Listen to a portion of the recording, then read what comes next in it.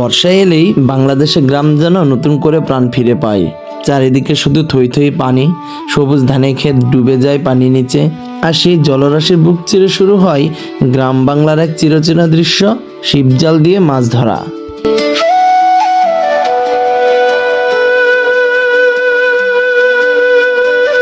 কেউ কুমোর সমান পানিতে, আবার কেউ বুক সমান পানিতে দাঁড়িয়েই নিপুণ হাতে জাল ফেলছে, আর মুহূর্তের মধ্যেই জালের ভিতর লাফিয়ে উঠছে ট্যাংরা, পুঁটি, কই, শিং, বেলে মাছ সহ নানা দেশি মাছ।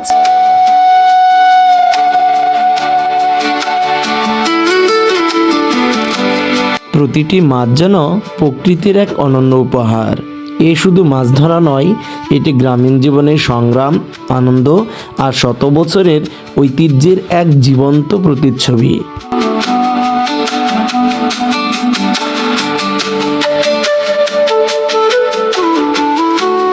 বর্ষার এই মাছ ধরার দৃশ্য শুধু পরিবারের খাবারের জোগানই দেয় না, বরং গ্রামের মানুষকে এক সূত্রে বেঁধে রাখে।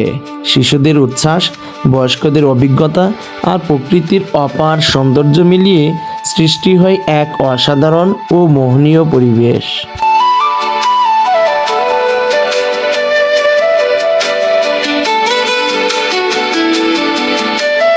এক সময় বেলা শেষ হয়ে সন্ধ্যা নামে, দূরে ব্যাঙের ডাক, পাখির কিচিরমিচির আর পানির ঢেউয়ের শব্দ, সব মিলিয়ে তৈরি হয় এক মোহনীয় ও জীবন্ত পরিবেশ।